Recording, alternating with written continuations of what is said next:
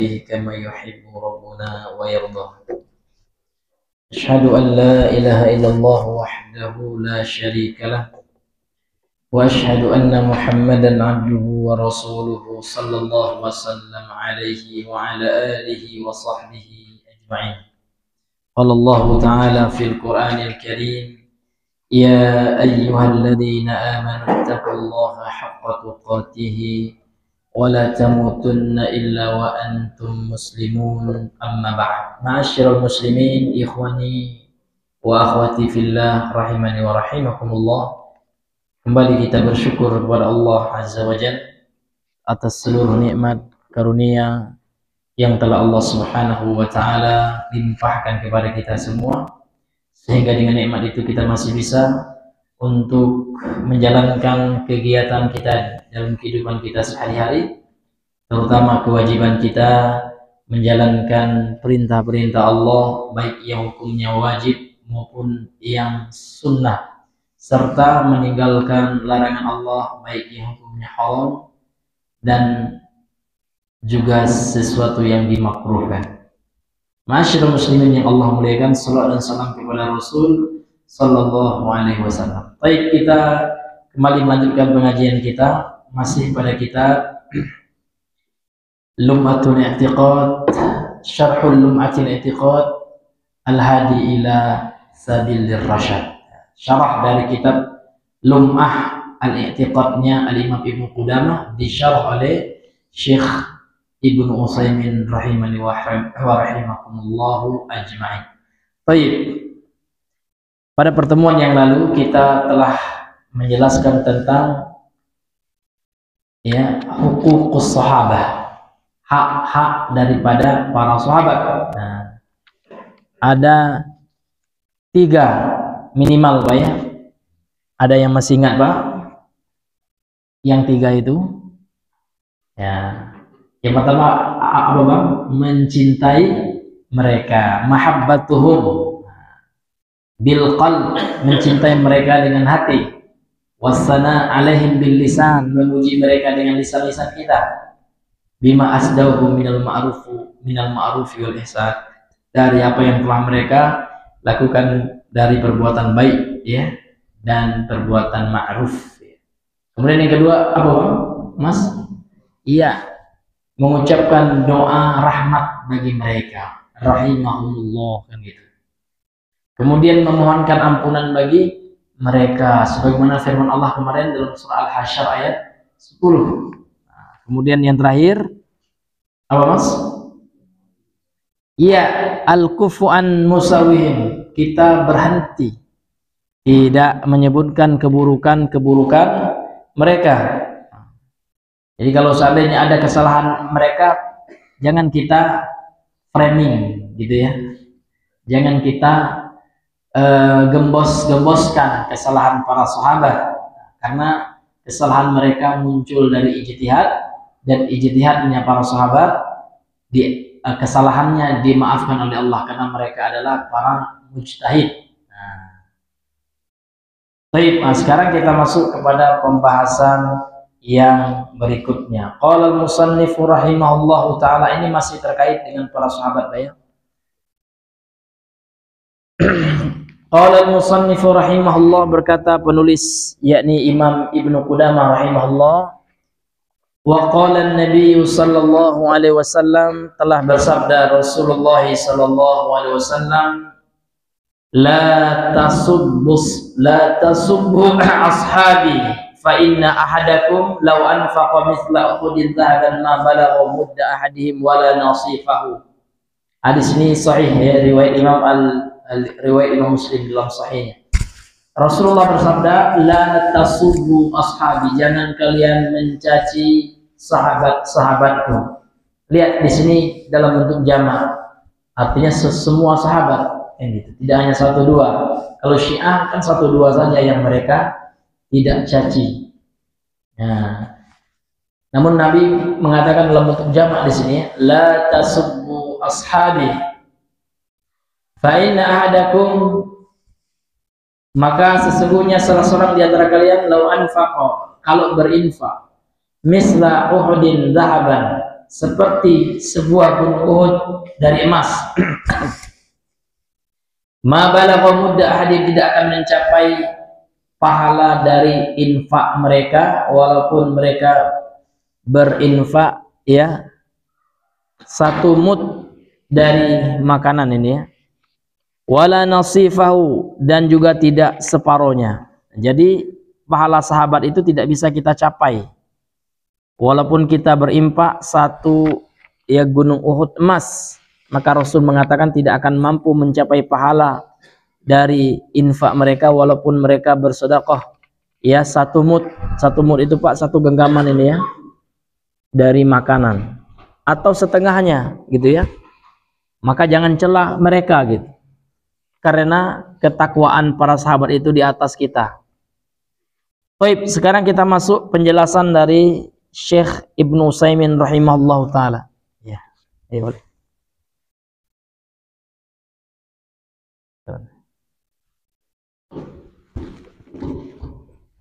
Bismillah ya. Iya. Sekarang kita masuk kepada penjelasannya Pak ya. Asy-syarhu, ya penjelasan. Hukmu sabbis sahabati, hukum mencela atau mencaci, menghina, itu sama Pak. Sabbun itu sabba yasubbu sabban itu maknanya mencela, menghina kan gitu ya. Ya, kata-kata yang jorok kepada sahabat. Jadi apa hukumnya? Hukmu sabbis sahabat, hukum mencela para sahabat. Sabbus sahabati ala thalathati aqsam, kata beliau. Mencela para sahabat itu ya ada 3 pembahagian hukumnya. Jadi ada 3 hukumnya Pak. Ada berapa Pak? Ada 3. Al-awwal, yang pertama, an yasubbahum bima yaqtadi kufra aktsarihim aw anna amatahum fasaqu fahadza kufrun. Hukum yang pertama, seseorang mencela mereka para sahabat bima yaqtadi kufra aktsarihim, dengan apa-apa ya, maksudnya bima yaqtadi, celaannya itu berkonsekuensi atau berakibat mengkafirkan mayoritas mereka. Nah, jadi ada seseorang Pak mencela para sahabat, namun ya celaan itu sudah sampai kepada taraf mengkafirkan mayoritas mereka, au anna amatahum, atau orang yang mencela ini meyakini kebanyakan ya, keumuman mereka para sahabat itu fasaku, telah fasik. Nah, jadi ada seseorang Pak mengatakan sahabat itu banyak yang fasik. Fasik itu kan orang yang tidak beres ya, pelaku dosa itu, terang-terangan melakukan dosa itu fasik. Nah, maka apa hukum orang yang mengatakan sahabat seperti itu? Nah, yang pertama dia katakan mayoritasnya kafir, kemudian umumnya fasik. Jadi sedikit yang mukmin katanya para sahabat itu ya. Maka orang ini adalah fahadza kufur, ini adalah kekafiran. Kekufuran ini ya, pelakunya kafir itu. Kenapa? Karena mengkafirkan sahabat. Dan ini ada pada Syiah Rafidhah. Maka Syiah Rafidhah Pak, ulama tidak ada berbeda pendapat ya. Mereka telah keluar dari Islam, kecuali Syiah Zaidiyah. Zaidiyah saja yang masih belum keluar dari Islam. Kenapa? Karena mereka tidak ada mengkafirkan sahabat. Ya. Tapi kalau yang mengkafirkan sahabat itu ya yang sudah keluar dari Islam. Li'annahu ya takdzibun lillah. Apa sebabnya? Kufur pelakunya Pak. Nah, karena dia ya melakukan pendustaan terhadap Allah, mendustakan Allah dia. Kenapa? Karena Allah mengatakan dalam Al-Quran, sahabat itu telah Allah ridhoi, radhiyallahu anhum. Itu kan para sahabat muhajirin ya, minal muhajirin wal ansor, itu secara umum. Nah, jadi kalau ada orang yang mengkafirkan sahabat, berarti dia mendustakan Al-Quran. Karena Al-Quran memuji para sahabat, ridho Allah kepada para sahabat, radhiyallahu anhum wa radu an, gitu. Sementara datang-datang orang-orang sekarang Pak ya, entah siapa-siapa dia nggak kenal gitu, tiba-tiba mengkafirkan sahabat. Sementara Allah ridho kepada sahabat, jelas sekali Pak ya. ayatnya jelas. Ya, surah atau ayat 100 itu Pak ya. Jelas Allah sebutkan golongan sahabat. Nah, kemudian Allah juga memuji sahabat dalam surat ayat Al-Fath ya. Ayat yang terakhir. Muhammadur Rasulullah walladzina ma'ahu asyidda wal kuffar rahamau bainahum, itu sahabat. Muhammad itu adalah utusan Allah dan orang-orang yang bersamaan. Siapa orang bersama Nabi? Abu Bakar, ya. Umar, Utsman. Jadi Rasul itu sangat sayang kepada para sahabatnya ya. Luar biasa. Dan sahabat juga sangat mencintai Rasulullah. Lihat Rasul ketika hijrah, siapa yang menemani Pak? Abu Bakar. Ya, susah. Sahabat telah mengorbankan harta, bahkan jiwa. Hijrah itu butuh uang Pak. Hijrah itu butuh pengorbanan. Ya, kalau kita hijrah sekarang tidak seperti hijrahnya para sahabat. Nah, yang mana mereka harus meninggalkan negeri mereka, ya kan? Tiba di Madinah tidak ada lagi uang apapun, ya, nol, ya. Bahkan ada sahabat yang tinggal di masjid.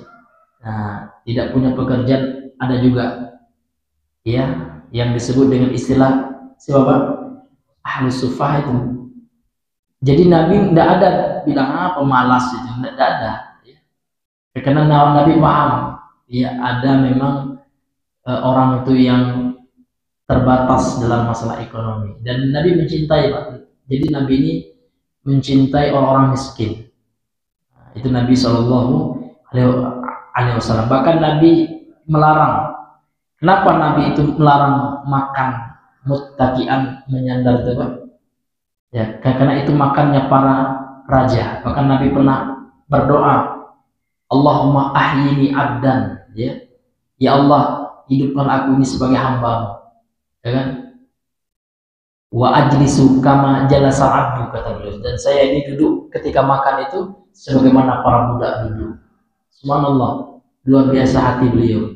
Bahkan beliau pernah ditawarkan oleh Allah, disebutkan dalam hadis sahih, maukah engkau wahai Muhammad, aja'aluka nabiyyan malikan, aku akan jadikan engkau seorang nabi sekaligus raja seperti Sulaiman. Kemudian ditolak oleh Nabi, tidak. Jadi kalau aku seorang hamba Allah,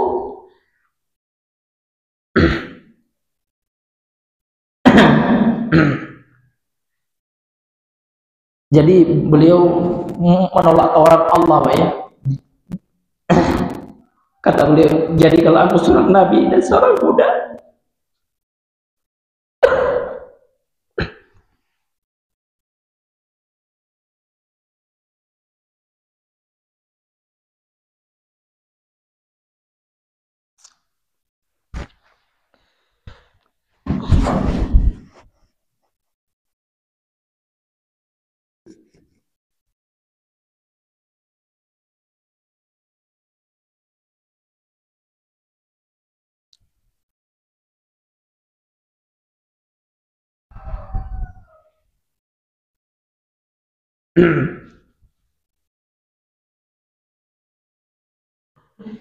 iya, jadi Rasulullah itu subhanallah Pak ya, seorang nabi yang menolak tawaran Allah untuk menjadi raja, dan beliau lebih memilih menjadi hamba Allah gitu, menjadi budak Allah. Dan begitulah keistimewaan Nabi Muhammad SAW. Tentu beliau adalah sosok yang istimewa, sosok yang luar biasa. Allah Subhanahu wa Ta'ala memberikan kepada beliau para sahabat yang juga orang-orang yang luar biasa. Ini hadirin yang Allah muliakan. Maka sangat ya buruk sikap seseorang kalau mencela para sahabat Nabi. Jadi kalau ada orang yang mencela Nabi, Bapak Ibu, berarti sama dengan dia mencela Rasulullah SAW. Baik hadirin yang dimuliakan oleh Allah Subhanahu wa Ta'ala. Ya. Kemudian orang yang mencela Rasul, para sahabat itu, yang pertama ini bentuk mendustakan Allah, ya, wa rasulihi, dan takdzibun lillah wa rasulihi, dan juga mendustakan rasulnya. Nah, kenapa mendustakan rasul? Karena Nabi mengatakan la tasubbu ashabi, jangan kalian mencela para sahabatku. Tiba-tiba ada orang sekarang dia cela para sahabat, berarti sama dia dengan mencela Nabi juga, mendustakan Nabi, tidak patuh kepada nasihat Nabi. Nabi kan nasihati kita semua, ya umat beliau, jangan cela para sahabat. Nah, tiba-tiba sekarang orang mencela para sahabat. Nauzubillahi min dzalik. Kenapa? Karena Allah dan Rasulnya itu bisanai alaihim, dia memuji para sahabat, ya, memuji mereka para sahabat itu. Wattaradi anhum, kemudian Allah dan Rasulnya juga telah ridho, ya, dari para sahabat itu. Kemudian kata beliau, bal man syakka fi kufri mithli hada, bahkan barang siapa yang ragu kufurnya keyakinan yang seperti ini, yakni mengkafirkan sahabat itu. Jadi kalau kita ragu, Pak, orang yang mengkafirkan sahabat itu juga kafir, ya, maka kita juga kafir, ya. Kita juga ingkar kepada Allah berarti.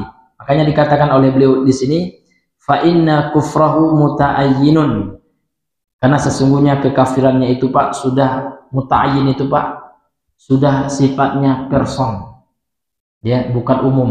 Karena dalam mengkafirkan itu ulama membagi dua, ya, ada namanya at-takfirul mutlak, itu secara umum, bukan pelakunya. Kemudian ada juga namanya at-takfir al-muayyan, yaitu mengkafirkan orang, para ulama, ya, secara person. Jadi orang yang mengkafirkan sahabat, Pak, kafirnya itu langsung orangnya, bukan hanya perbuatannya lagi, langsung ditakyin. Ditakyin itu artinya langsung ditunjuk. Kalau Bapak mengatakan sahabat kafir, Bapak otomatis harus mengulang syahadat. Nah, makanya bahaya sekali, Pak, yang mengkafirkan sahabat. Jangan kan ngafir sahabat, baik mengkafirkan orang biasa saja. Kata Nabi, barang siapa yang mengatakan kepada saudaranya, wahai kafir, kamu sudah kafir, ternyata ponisnya salah, maka hukum kafir itu akan kembali kepada orang yang mengatakan kafir. Apalagi sahabat. Sahabat lebih tinggi derajatnya daripada manusia biasa, karena mereka adalah orang-orang yang bertakwa, pilihan Allah untuk menemani Rasulnya tercinta. Itu yang dikafirkan oleh mereka itu. Na'udzubillahi min zalik. Kalau kita yang mereka kafirkan, ya terserah dialah, Pak, ya, siapalah kita ini, ya kan. Tapi jangan para sahabat, gitu ya. Nah, kalau para sahabat yang mereka kafirkan, sakit, ya, sakit hati kita, sedih kita, kan gitu. Apalagi yang mereka kafirkan istri Rasul tercinta, Pak, dituduh mereka zina, ya Allah, ya. Aisyah itu katanya auzubillah, Pak, dituduhnya zina, padahal Allah memilihkan wanita kepada Rasul, gitu ya. Dikatakannya murtad, ya, luar biasa Syiah itu, Pak, ya. Maka hati-hati, ya, dengan pemikiran Syiah, ya, harus dibersihkan, ya, umat ini dari pemikiran Syiah itu. Kemudian Bapak Ibu yang Allah muliakan, jadi hukum yang pertama, Pak, kalau ada orang yang mengkafirkan sahabat atau mengatakan secara umum sahabat itu fasik, maka orangnya kafir. Na'udzubillahi. Nah, mudah-mudahan kita jauh dari ini, Pak, ya. Na'udzubillahi min dzalik. Kemudian yang kedua, yang kedua, an yasubbahum bil la'ni wat taqbihi fa fi kufrihi qaulani li ahli ilmi. Yang kedua, seseorang mencela para sahabat dengan melaknat.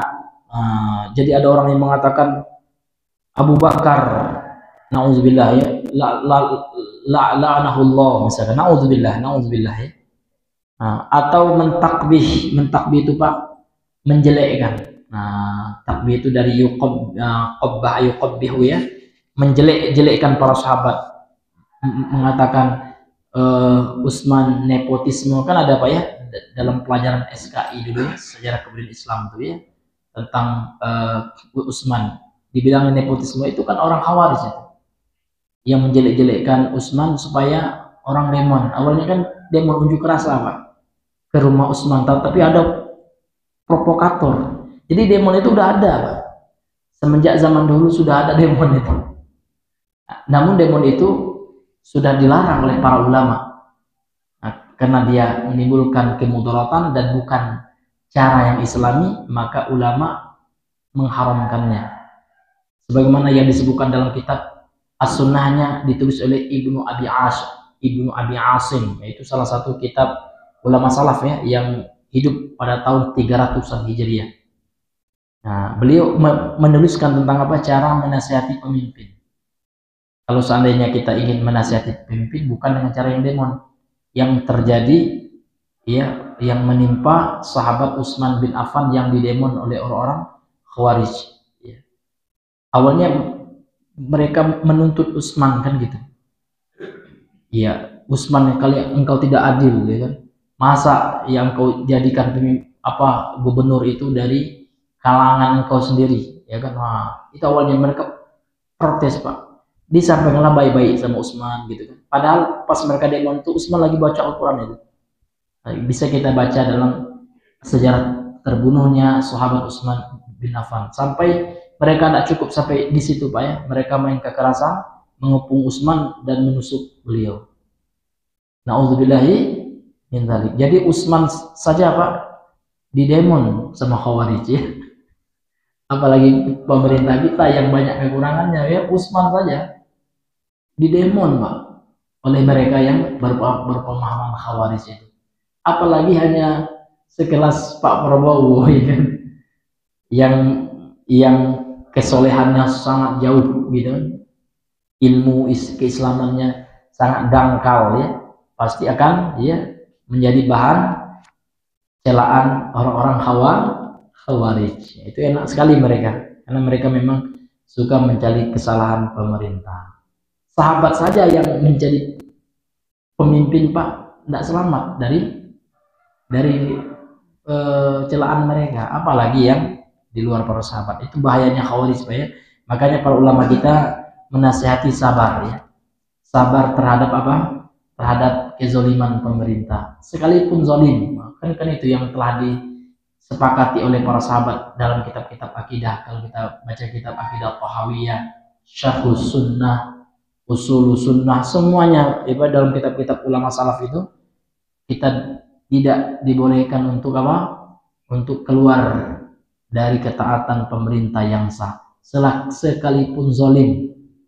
Bahkan sahabat nanya kepada Nabi, kata Nabi, kalian akan dipimpin ya oleh manusia setelahku, para a'immah ya, layahtaduna bihadi wa layastamuna bisunnati. Mereka tidak akan menggunakan petunjukku, artinya mereka tidak akan berhukum dengan hukumku, dengan hukum Islam gitu ya, dan mereka tidak akan menggunakan sunnahku, ya kan? Dan hati mereka adalah hati setan dalam bentuk jasad manusia. Bertanya sahabat, bolehkah, apa yang harus kami lakukan ya Rasul? Bolehkah kami angkat senjata? Afala nunabiduhum bisayf, gitu ya? Lah, maka Nabi melarang, jangan lakukan itu ya. Selama mereka masih membolehkan kalian sholat. Nah, jadi itu, Pak, itu wasiat Nabi ya. Jadi Nabi sudah tahu memang dengan wahyu yang Allah kasih ya, akan ada di akhir zaman ini pemerintah yang zalim. Tahu Nabi. Mereka tidak akan berhukum dengan hukumku. Tahu Nabi. Bahkan hati mereka itu seperti hati setan. Iya, jasadnya aja yang manusia, Pak. Namun Nabi tetap mengatakan jangan memberontak kepada mereka, sabar. Dalam hadis yang lain, walaupun kalian dipimpin oleh budak, ini budak kan rendah kali derajat pemimpinnya. Budak hitam dari Habasyah. Nah, wa in akhadha malaka, meskipun mereka mengambil hartamu, walaupun kita dipajakin, Pak, jangan demon kita. Demon penurunan pajak jangan. Wa daraba dhahrak, meskipun punggung kita dipukul. Seperti itu. Ini disebutkan dalam hadis sahih Muslim. Ini Bapak Ibu yang dimuliakan. Artinya sabar. Ya, jadi kita masuk ya, kita lanjutkan yang kedua ini, Pak. Jadi orang yang mencela para sahabat dengan melaknatnya, menjelek-jelekan para sahabat, maka fafi kufrihi kaulani li ahli ilmi. Maka kufurnya jenis yang kedua ini, Pak, ada dua pendapat di kalangan ahlu ilmi, kata Syekh, ya gitu. Wa 'alal qawli bi annahu la yakfuru, ya. Yang pertama, pendapat yang mengatakan bahwasanya dia tidak kafir, yajibu an yujallad, namun dia wajib diberikan hukuman had, yaitu dicambuk, ya, wa yuhbas, dan dipenjara, hatta yamuta, sampai dia mati, au yarji'a, au yarji'a amma qala, atau dia kembali, artinya rujuk dia, ya, tidak lagi mengatakan perkataan buruk kepada Rasul, dari apa yang telah dia ucapkan dia rujuk, dia kembali. Nah, ini hadirin yang dimuliakan oleh Allah Subhanahu wa taala. Jadi kalau ada dua pendapat, memang kata beliau, ya, ada pendapat yang mengatakan dia juga kafir. Kenapa, Pak? Karena dia melaknat sahabat. Nah, kemudian yang kedua, kalau dia tidak kafir, maka orang yang mengatakan seperti itu wajib dicambuk dan dipenjara. Lihat, ini bukan atau, Pak, bukan pilihan ini, tapi ini ada beberapa hukuman, ya. Ya, dicambuk dan dipenjara. Artinya dicambuk iya juga, dipenjara iya juga. Nggak pakai au. Kalau au itu kan memberikan makna pilihan, bisa dipenjara atau dicambuk. Kalau ini enggak. Orang yang melaknat sahabat itu hukumannya dicambuk dan dipenjara sampai mati, tidak dikeluarkan, Pak. Penjara seumur hidup. Nah, ini hadirin yang Allah muliakan, ini yang disebutkan oleh para fuqaha, kan gitu. Kemudian hukum yang ketiga, as-salis, yang ketiga, an yasubbahum bima la yuhdahu fi dinihim.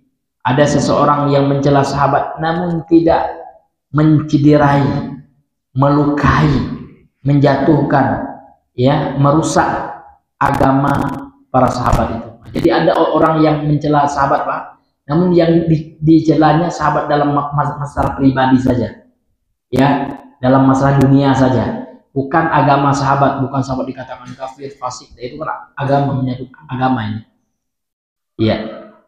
Kaljaban seperti, ya, ada orang yang mengatakan sahabat itu adalah pengecut, ya, penakut.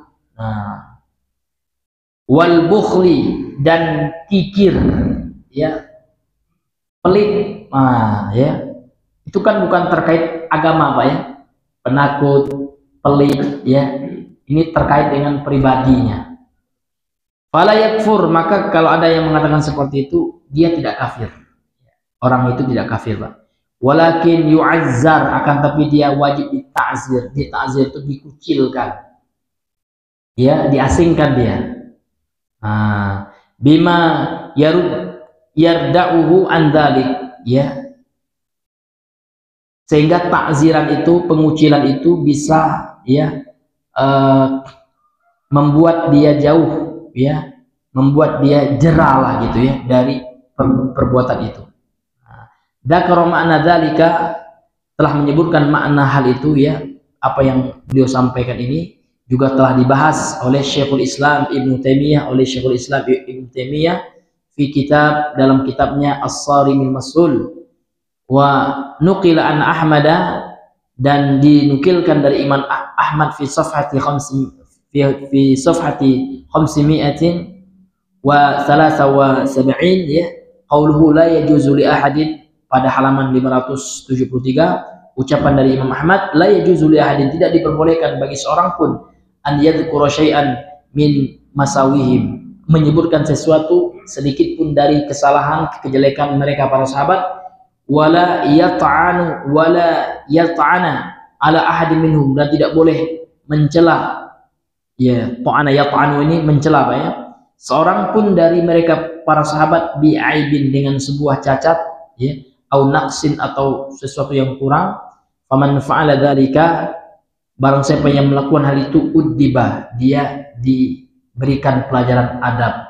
Nah, uddiba ini diadabkan dia, itu maksudnya diberikan dia efek jerah, sehingga dia bisa menjadi seseorang yang beradab, beretika kepada para sahabat. Nah, Fa'intaba, kalau seandainya dia bertobat, ya dia, kalau tobat dia, ya dia diperlakukan seperti kaum muslimin yang lain. Ini tentu yang melakukan itu adalah pemerintah, Pak ya.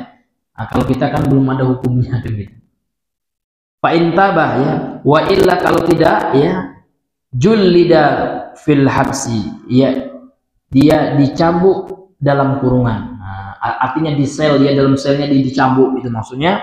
Hatta yamuta, sampai dia mati, au yarji, atau dia tarajuk, ya, atau dia kembali bertobat, ya menarik ucapannya yang mencela para sahabat. Ini hadirin yang dimuliakan oleh Allah Subhanahu wa taala. Jadi ya, hukum yang ketiga apa? Kalau ada orang yang mencela para sahabat, tidak agamanya, namun mereka mencela fisik, karakter dan fisik para sahabat, dikatakan penakut, ya, pengecut, dikatakan pelit, ya.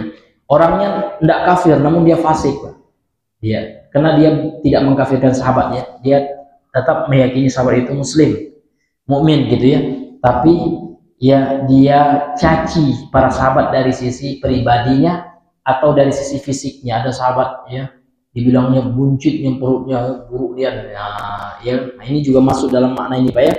Maka hukuman baginya adalah diasingkan, Pak, dikucilkan dia. Nah, bagaimana cara mengasingkannya? Bisa dengan sel, yuhbas, ya, di penjara dia, yusjan, ya, sama ya, dikurung. Kalau yuhbas dikurung, yusjan di penjara, sama aja, dan dicambuk, ya, sampai dia menarik ucapannya kepada para sahabat dan bertobat. Nah, maka tidak gampang, ya, seseorang itu yang mencela sahabat. Ada hukumannya di dalam sistem Islam. Dalam hukum Islam ada hukuman bagi orang-orang yang mencela para sahabat Nabi Sallallahu Alaihi Wasallam. Maka hadirin yang dimuliakan oleh Allah Subhanahu Wa Taala, yang melakukan hukuman ini, Pak, tentu bukan kita sebagai rakyat sipil biasa, ya. Dalam Islam yang menjalankan hukuman terkait dengan hukum pidana ini, Pak ya, ini murni mutlak, ya, adalah otoritas dari penguasa kita. Kalau seandainya penguasa kita belum menjalankan hukum ini, ya kita sabar, Pak ya. Kita doakan saja, mudah-mudahan ya negara kita ini menjalankan syariat Islam, karena tidak ada keberuntungan, tidak ada kemenangan, tidak ada kebahagiaan kecuali dengan orang yang menjalankan ya syariat Islam secara kafah, secara menyeluruh, secara totalitas. Dan tidak boleh kita beragama itu separuh-separuh, Pak.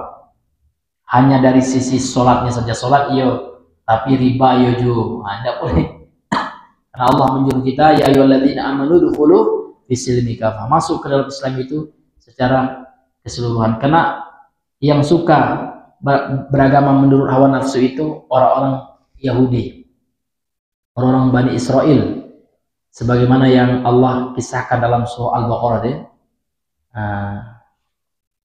Afatu'minuna bi ba'dil kitabi wa takfuruna bi ba'd, kata Allah. Apakah kalian, wahai Bani Israel, Yahudi Bani Israel, ya, beriman kepada sebagian kitab Taurat dan kalian kafir kepada sebagiannya, gitu. Jadi mereka itu beriman kepada Taurat yang sesuai dengan hawa nafsu mereka.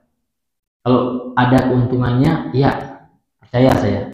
Tapi kalau seandainya menyusahkannya, ya kan, maka mereka tidak mengimaninya, bahkan mereka kafir kepada sebagian daripada Taurat tersebut. Nah, kalau umat Islam tidak, Pak. Umat Islam itu sami'na wa ata'na, yang mereka berupaya untuk menjalankan Islam itu secara totalitas. Jadi Islam tidak hanya dari aspek ibadah mahdoh atau dalam sisi ta'abudiyah saja, namun Islam juga mengatur sisi muamalah. Jadi bagaimana permasalahan hubungan antar manusia, sesama manusia, hubungan antar manusia dengan harta, ya kan, dalam masalah jual beli, dalam masalah hutang piutang, semuanya itu diatur dalam hukum Islam. Ada hukumnya, Pak. Ada akad jual beli, kan gitu, akad hutang piutang, itu semuanya itu dibahas dalam Islam. Nah, tapi kalau orang liberal atau orang sekuler, ya, mereka ingin membatasi ruang lingkup agama. Jadi agama ini hanya di masjid saja kata mereka. Sementara dalam tataran negara jangan bicara agama, karena negara ini murni adalah hasil karya manusia katanya. Jadi hukum kenegaraan, ya kan, hukum-hukum yang berkaitan dengan politik, ya, semuanya tidak boleh mereka kaitkan dengan agama. Kalau kita kaitkan agama, kita dicap, Pak. Apa cap mereka? Mabuk agama. Ya, karena saya pernah dicap. Iya. Jadi kita kan menjelaskan yang tidak boleh sistem seperti itu. Kita harus menjalankan sistem yang sesuai dengan Islam ini. Oh, kalian ini dikit-dikit agama katanya. Seolah-olah dia ingin mengatakan dia anti agama. Padahal dia hidup di negeri yang menjunjung agama. Bahkan sila yang pertama kan tentang agama itu. Karena yang membahas Tuhan adalah agama. Tidak ada di ilmu kedokteran bab tentang Tuhan, ada nggak Pak? Nggak ada mata pelajaran tentang Tuhan. Nggak ada di ilmu politik, nggak ada di jurusan sospol itu nggak ada, baik sosial politik. Nggak ada pembahasan tentang Tuhan, nggak ada. Tuhan dibahas dalam apa? Agama, hanya agama bahas Tuhan. Maka seolah mereka ingin merendahkan agama, bilang mabuk agama ya. Mabuk pula kita dibilang. Nah, inilah hadirin yang dibuatkan oleh Allah orang-orang yang merendahkan agama.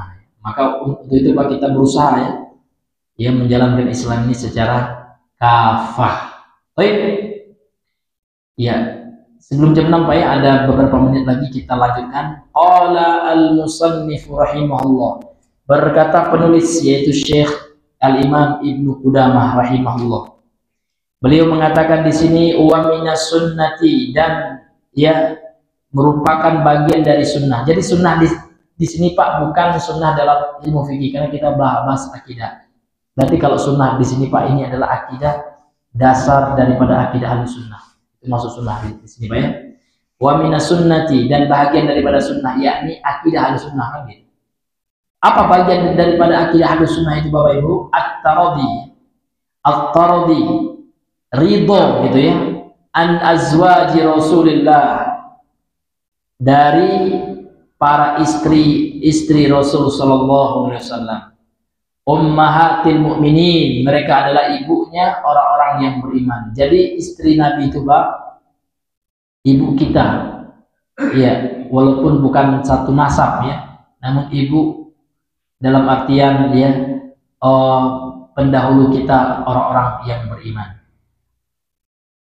Al-mutahharat al-mubarra'at min kulli su'in, ya. Yang mana para istri Nabi itu Pak mutahhar ya. Mutahhar itu yang disucikan, kemudian yang jauh min kulli su'in ya, dari seluruh kejelekan. Siapa yang paling utama dari istri Nabi? Afdaluhunna Khadijatu ya bintu Khulaidin. Yang paling utama dari istri Nabi itu adalah ibunda kita Khadijah bintu Khuwailid bintu Khuwailid, anak perempuannya Khuwailid. Kemudian yang kedua wa Aisyatu As-Siddiqah bintu Siddiq, Aisyah As-Siddiqah ya, seorang perempuan yang jujur, yang benar ya. Anaknya As-Siddiq. Nah, jadi anaknya As-Siddiq ini gelar dari Abu Bakar. Allati bara'ahallahu, yang mana Allah ya telah melepaskan diri beliau. Maksudnya apa? Telah menjaga beliau, melindungi beliau dalam menghadapi tuduhan orang-orang yang menuduh beliau, orang munafik yang mengatakan beliau berzina. Jadi Al-Quran sendiri turun Pak ya, menjelaskan tentang apa? Tentang kesucian ibunda Aisyah radhiyallahu anha dari tuduhan fitnah tersebut. Allati bara'ahallahu fi kitabih, yang Allah telah membebaskan beliau dari tuduhan dalam kitabnya. Zaujun Nabi, beliau adalah pasangan Nabi SAW fi dunya wal akhirah, di dunia dan di akhirat Pak. Jadi ibunda Aisyah itu Pak istri Nabi di dunia dan di akhirat. Itu yang dicela-cela oleh manusia sekarang. Takut kita ya, ngeri ya, kualat itu orang-orang yang mencela para sahabat, kualat betul. Faman qadzafaha, barang siapa yang menuduhnya berzina. Qadzaf ini kan dosa besar, yaitu menuduh orang berzina. Memang ada di zaman Nabi orang munafik ya.